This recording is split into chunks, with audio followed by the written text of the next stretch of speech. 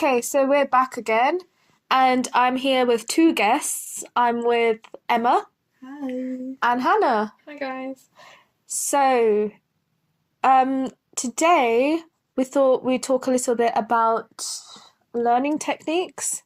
So we're specifically going to be looking at forms of active learning, and I feel like I've had a lot of people come up to me and just message me being like, oh, how did you get the A-level grades that you needed to get into med school? So I thought it'd be a good idea just to talk a little bit about revision techniques, and what we really did, and that's it. Anybody else have anything to say?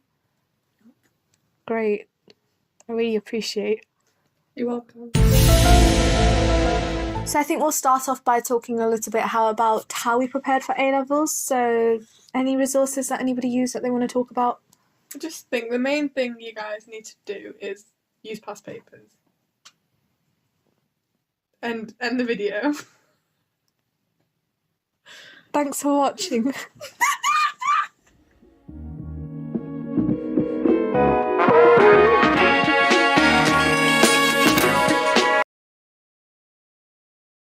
Right, on a serious note, can you talk a little bit about past papers?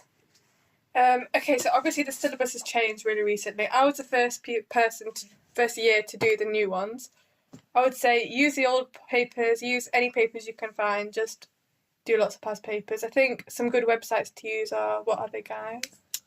Physics Maths Tutor is really good, and it doesn't just do physics and maths, it has biology, chemistry, Geography as well. Psychology. RS, so maybe? possibly. Yeah. I'm not 100% sure, but yeah, they list all the papers. They have papers and they have like notes from schools as well. Mm-hmm. So it's really good. There's another one, freeexampapers.com. Yeah, that one too. And for maths specifically, there's Exam Solutions, and they have like video tutorials on how to do them as well. And that's really good. Any YouTubers apart from myself you would recommend? Oh my, there actually is. Hang on. Ouch. We'll link them in the description below. I can't think right now. Okay.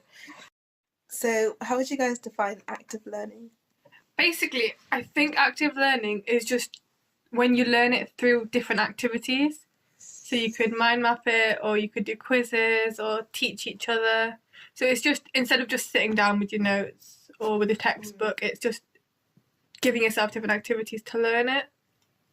So different mediums of learning without just memorising and regurgitating. Yeah, so it kind of makes it interesting as well, so it's easier to do, I think.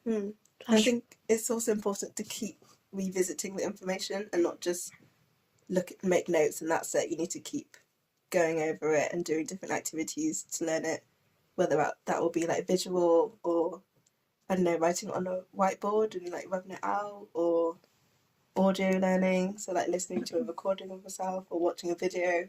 But yeah, just something to make it more stimulating. So example I would give would be myotomes. So when you learn them, you could literally just do it on the whiteboard, or you could get the anatomy colouring book, or you could do the myotome dance. Yeah.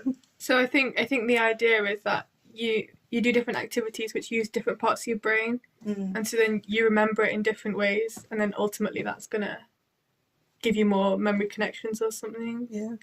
Okay, so can someone explain what rote learning is? Basically what I did for my GCSEs. So I would literally just make notes and that was it. And I would just read, to revise, I would just read over my notes. Yeah, that was a really bad way of learning. I mean, it's useful in some cases. I think for like short term. Yeah, for short term memory. But if you want to learn something in the long term, it's definitely not the way to go.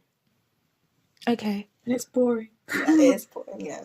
And it's just not stimulating and productive. Yeah. Right, thank you for that. I really enjoyed that and I found that really helpful. I hope everyone else finds it helpful as well. And if you have any questions, leave them in the comments below. I'm gonna go now. Actually, we're in your house. This might be a dilemma.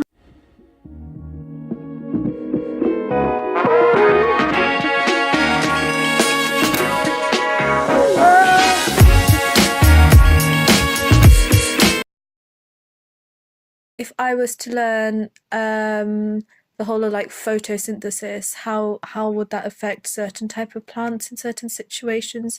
Not, let's say if like a tree was in a shady situation.